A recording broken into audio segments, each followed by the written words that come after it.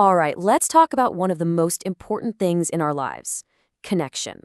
But more specifically, let's get into why some of the relationships that should be lifting us up actually end up feeling, well, exhausting. And most importantly, how we can flip that script and turn them into sources of real energy and growth.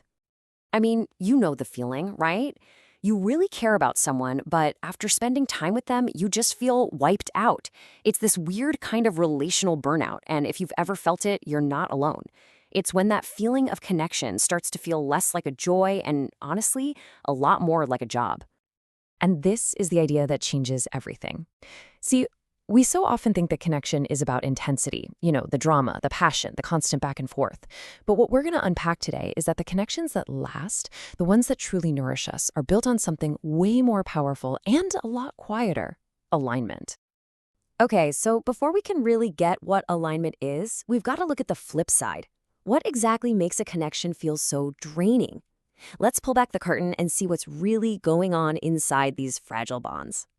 And here it is. This is the moment everything changes. A relationship usually starts with genuine presence. You're just being you. But somewhere along the line, and we often don't even notice it happening, that presence turns into a performance. We start performing to be liked, to be chosen, to not rock the boat. We swallow our words, we do too much, and we kind of stop being ourselves. And all that performing, it leads to this thing called emotional extraction. This is when the whole point of the relationship quietly shifts. It's not about just sharing a space anymore. It becomes a transaction. We're subconsciously trying to get something: approval, validation, a feeling of being enough. And that constant, unspoken need is exactly what sucks the life out of the connection. It's why you feel so drained. So this brings us to the real heart of the matter. There are basically two different paths we can take in our relationships, two completely different ways of connecting. And understanding the difference between them, well, that's the whole game.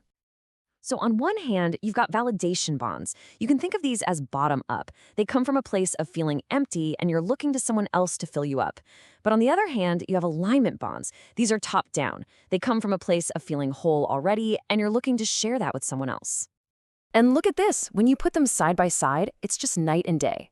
The validation path starts with performance, which creates all these unspoken expectations. And the end result is always a total drain. The energy behind it is this quiet little plea: choose me. But the alignment path, it starts with presence, which is guided by a clear intention, and that creates a natural state of flow. The energy is totally different. It's I choose with clarity. One leads to burnout, the other leads to a connection that actually lasts and feels good. So why does this feel so physical? Why does a bad connection feel so awful in your body? Because this isn't just a psychological idea. It is happening in your nervous system. This is biology. See, when our nervous system feels unsafe in a relationship, it automatically kicks into one of these four survival modes. Fight is when you argue and try to control things. Flight is when you pull away and avoid. Freeze is when you just go numb and shut down. And then there's fawn, and this one is huge in relationships. That's when you just please and appease to keep the peace, which is really just abandoning yourself.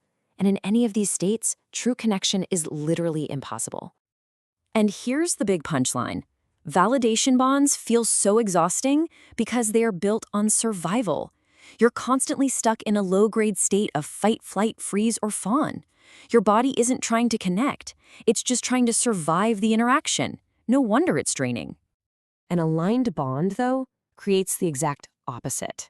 It creates physiological safety. It's a space where your nervous system can finally relax, get out of survival mode, and into a state of calm. And that is the only state where real, heartfelt connection can actually happen. Okay, so if safety is the secret sauce, how do we get there? How do we actually build one of these aligned, sustainable relationships? Let's look at the blueprint. It really boils down to these three core pillars. Number one, autonomy. That's the feeling that I can still be me in this relationship.